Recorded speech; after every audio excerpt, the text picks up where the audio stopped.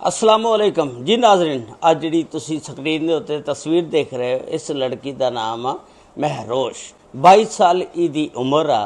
30 अप्रैल नूं इहनूं बेदर्दी दे नाल मुबैना तौर पर कतल कर दिता जांदा, मार दिता जांदा। उहदी मुकम्मल तफसीलात कि इहनूं मारने वाला कौन सी, इहदे नाल किहड़ी ऐसी दुश्मनी सी, उहदी मुकम्मल तफसीलात अज दी इस वीडियो दे विच मैं तुहाडे नाल शेयर करांगा। ये वाक़या जिहड़ा 30 अप्रैल नूं पेश आया, लाहौर का इलाका कहना सूए असल उत्थे दा यह वाक़या आ। इस लड़की का नाम आ महरोश। उम्र इहदी हैगी आ 22 साल। ये जिस वेले महरोश जवान हुंदी आ, इहदे वालदैन एक फहीम नामी लड़के दे नाल शादी कर दिंदे ने। फहीम दे नाल शादी जिस वेले हो जाती है, अपने ससुराल चले जाती आ। उस तो बाद शुरू का वक्त जिहड़ा बहुत अच्छा गुजरदा। शुरू के साल दे विच ही अल्लाह ताला ने इन्हू एक बेटी अनायत कर दी। फहीम और महरोश दे शुरू के दिन बड़े अच्छे गुजरे, प्यार मुहब्बत दे विच जिंदगी गुजरी। लेकिन चूँकि महंगाई अखराजात जिस वेले बढ़ते गए, बच्ची पैदा हो गई, घर के खर्चे पूरे नहीं सी हुंदे, इन्हां दोनों जियां के दरम्यान लड़ाई झगड़े शुरू हो गए। उस तो बाद आए दिन इन्हां दे दरम्यान लड़ाई झगड़ा रहिंदा सी। ये रुस के अपने वालदैन दे घर चले जाती सी ते ये फहीम जांदा सी, महरोश नूं मिन्नतां तरले करके फिर मना के लै आउंदा सी। ये सिलसिला काफ़ी देर चलदा रहा। आखिरकार दोनों एक दूजे कोलों तंग आ गए कि रोज़ रोज़ का लड़ाई झगड़ा अच्छा नहीं हैगा। आखिरकार इन्हां दोनों के दरम्यान तलाक हो जाती है। महरोश जिहड़ी आ अपनी बच्ची नूं चुकदी आ, चुक के अपने वालदैन दे घर चले जाती है। महरोश दे वालदैन भी एडे कोई अमीर नहीं सी, गरीब घराना सी। ते उधरों बेटी भी जिहड़ी आ वो चले गई आ, उन्होंने तलाक हो गई आ। ते महरोश ते उहदी बच्ची भी इन्हां दे कोल रहिंदे ने। हुण आस्ता आस्ता टाइम गुजरदा जांदा। महरोश दे तल्लकात एक खलील नामी आदमी दे नाल बन जाते हैं। इन्हां दी आस्ता आस्ता मुलाकात हो जाती है। मुलाकात तो बाद हौली हौली प्यार मुहब्बत एक दूजे दे नाल करन लग पैंदे ने। उस तो बाद गल शादी तक पहुँच जाती है। हुण जिहड़ी महरोश आ वो कहती है कि तू मेरे नाल शादी कर। महरोश ने ना अपनी सारी कहानी सुनाती कि मैं पहला शादीशुदा सी, मेरी एक बच्ची आ, मैं तलाक ले ली सी, साडा लड़ाई झगड़ा रहिंदा सी। हुण खलील जिहड़ा वो इनू ना तसल्लियां दिंदा, उत्तों कहंदा कि टेंशन ना लै, मैं हैगा ना तेरी हैल्प करने वास्ते, तेरी फुल सपोर्ट करांगा, तेरी मदद करांगा, तू घबरा ना, जिंदगी दे विच मैं तैनूं खुशियां दवांगा। हुण ओह ना इनू ना प्यार दे झांसे दे विच फसा लिया उन्हें ते फसा के कहंदा, जिस वेले उन्हें अगों महरोश ने कहा कि हुण आपां शादी कर लीए, ये अगों कहंदा कि मैं तां हैगा कुआरा। जदों मेरे घरदिआं नूं पता लगा कि मैं एक ऐसी लड़की दे नाल शादी करवाण लगा जिहदी अगे एक बच्ची आ और तलाक याफ्ता आ, मेरे घर दे जिहड़े ने इस गल दा बुरा महसूस करनगे क्योंकि मैं कुआरा, उन्होंने मैनूं शादी नहीं करन देनी। तू इस तरह कर कि मैं तैनूं भी नहीं छड्ड सकदा, तेरे भी दुख वंडांगा, आपां ना कोर्ट मैरिज कर लीए। उस तो बाद एक मकान किराए ते लैने, उत्थे रवांगे, आस्ता आस्ता घरदिआं नूं दस देंगे ते घर दे आपे मन जाणगे। हुण महरोश जिहड़ी आ एग्री हो जांदी आ, मन जांदी आ।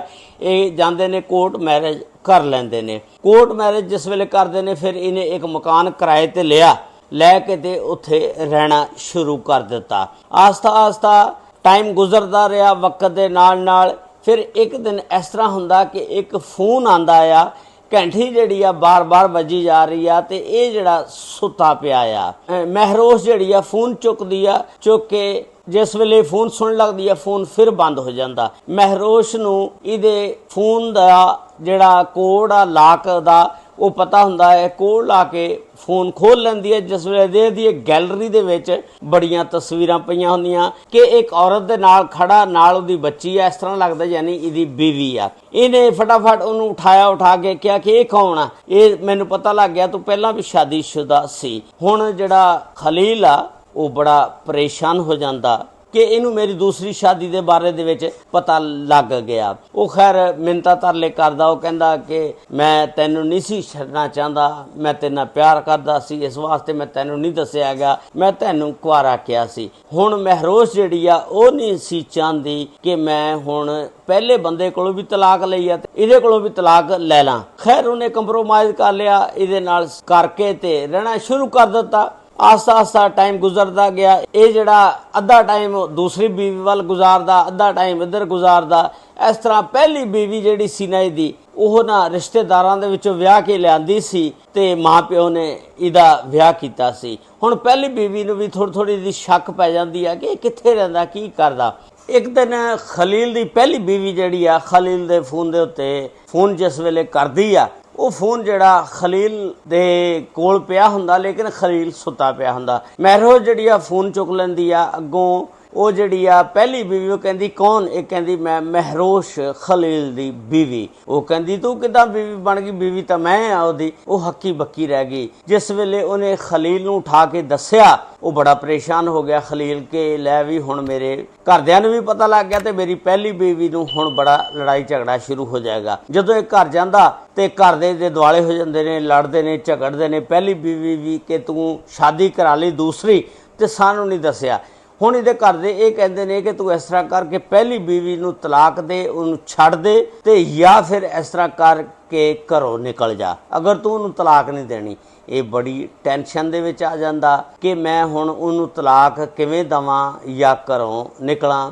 ਤੇ ਇਹ ਜਾਂਦਾ ਆਪਣੀ ਬੀਵੀ ਕੋਲ 30 ਅਪ੍ਰੈਲ ਨੂੰ ਜਾ ਕੇ ਉਹਨੂੰ ਮਨਾਉਂਦਾ, ਖਾਣਾ ਛਾਣਾ ਖਾਂਦੇ ਨੇ, ਸੋ ਜਾਂਦੇ ਨੇ। ਖੈਰ ਫਿਰ ਰਾਤ ਨੂੰ ਨਾ 2:30 ਵਜੇ ਜਦੋਂ ਦੇਖਦਾ ਕਿ ਮੇਰੀ ਜਿਹੜੀ ਬੀਵੀ ਆ ਮਹਿਰੋਸ਼, ਇਹ ਸੁੱਤੀ ਪਈ ਆ, ਉੱਠ ਕੇ ਸਰਾਣਾ ਉਹਦੇ ਮੂੰਹ ਦੇ ਉੱਤੇ ਰੱਖਦਾ। ਉਹਦਾ ਦਮ ਜਿਹੜਾ ਜਦੋਂ ਘੁੱਟ ਹੋ ਜਾਂਦਾ, ਉਹਦਾ ਸਾਹ ਬੰਦ ਹੋ ਜਾਂਦਾ, ਜਾਨ ਖਤਮ ਹੋ ਜਾਂਦੀ ਆ। ਔਰ ਫਿਰ ਜਿਸ ਵੇਲੇ ਉਹ ਮਰ ਜਾਂਦੀ ਆ, ਉਹਨੂੰ ਚੁੱਕਦਾ, ਆਪਣੇ ਮੋਟਰਸਾਈਕਲ ਦੇ ਪਿੱਛੇ ਰੱਖ ਕੇ ਤੇ ਇੱਕ ਕੋਲ ਹੀ ਰੋਹੀ ਨਾਲਾ ਆ, ਉਹਦੇ ਵਿੱਚ ਸੁੱਟ ਆਂਦਾ।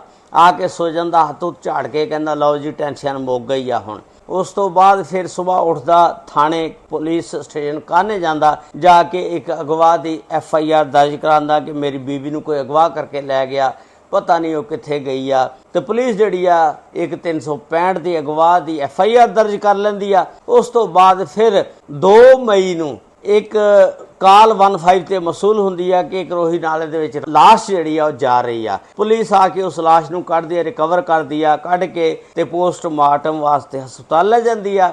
ਜਿਸ ਵੇਲੇ ਉੱਥੇ ਪੋਸਟਮਾਰਟਮ ਰਿਪੋਰਟ ਚੈੱਕ ਹੁੰਦੀ, ਉਹਦੀ ਲਾਸ਼ ਨੂੰ ਪਹਿਚਾਣਿਆ ਨਹੀਂ ਜਾਂਦਾ। ਫਿਰ ਫਿੰਗਰਪ੍ਰਿੰਟ ਤੋਂ ਪਤਾ ਲੱਗਦਾ ਉਹਦੇ ਖਾਨਦਾਨ ਦਾ। ਫਿਰ ਪਿੱਛੇ ਇਤਲਾਹ ਦਿੱਤੀ ਜਾਂਦੀ ਆ। ਫਿਰ ਇਹਨੂੰ ਵੀ ਦੱਸਿਆ ਜਾਂਦਾ ਕਿ ਆ ਜਾ ਵੀ ਤੇਰੀ ਬੀਵੀ ਜਿਹੜੀ ਆ ਮਿਲ ਗਈ ਆ। ਬਸ ਫਿਰ ਪੁਲਿਸ ਨੂੰ ਪਤਾ ਲੱਗ ਜਾਂਦਾ।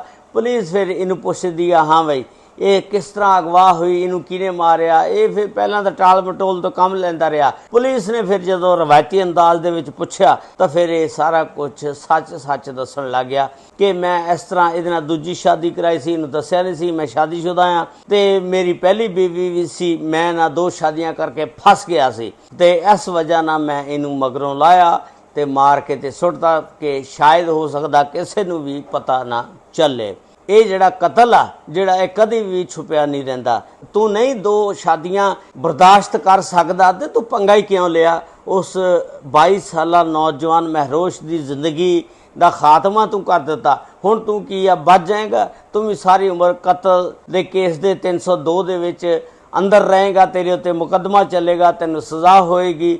ਤੇ ਕਿੱਡਾ ਵੱਡਾ ਤੂੰ ਜੁਰਮ ਕੀਤਾ। ਤੇ ਪਹਿਲੀ ਬੀਵੀ ਜਿਹੜੀ ਆ ਸਮਝ ਉਹ ਵੀ ਰੁੱਲ ਗਈ, ਕਿਉਂਕਿ ਜਦੋਂ ਇਹਨੇ ਸਾਰੀ ਉਮਰ ਸਲਾਖਾਂ ਦੇ ਪਿੱਛੇ ਗੁਜ਼ਾਰਨਾ, ਹੋ ਸਕਦਾ ਅਦਾਲਤ ਇਹਨੂੰ ਫਾਂਸੀ ਦੀ ਸਜ਼ਾ ਦੇ ਦੇ, ਫਿਰ ਕੀ ਬਣੇਗਾ? ਹੁਣ ਦੇਖੋ ਪਹਿਲੀ ਬੀਵੀ ਵੀ ਸਮਝੋ ਰੁੱਲ ਗਈ, ਦੂਸਰੀ ਬੀਵੀ ਨੇ ਮਾਰ ਦਿੱਤੀ। ਆਪ ਸਾਰੀ ਉਮਰ ਜੇਲ੍ਹ ਦੀਆਂ ਰੋਟੀਆਂ ਖਾਏਗਾ। ਇਹ ਜਿਹਾ ਕਦਮ ਉਠਾਉਣ ਤੋਂ ਪਹਿਲਾਂ ਸੋਚਣਾ ਜ਼ਰੂਰ ਚਾਹੀਦਾ ਬੰਦੇ ਨੂੰ। ਇਸ ਵੀਡੀਓ ਦੇ ਬਾਰੇ ਦੇ ਵਿੱਚ ਤੁਸੀਂ ਆਪਣੀ ਰਾਏ ਦਾ ਇਜ਼ਹਾਰ ਜ਼ਰੂਰ ਕਰਨਾ और नाल चैनल ਨੂੰ सब्सक्राइब, लाइक और शेयर ज़रूर कर देना। और अगर वीडियो फेसबुक पेज पर देख रहे हो तो फेसबुक पेज ਨੂੰ फॉलो ज़रूर कर लेना। अल्लाह ताला सब ते रहमत फरमाए। अस्सलामु अलैकुम व रहमतुल्लाहि व बरकातुहू।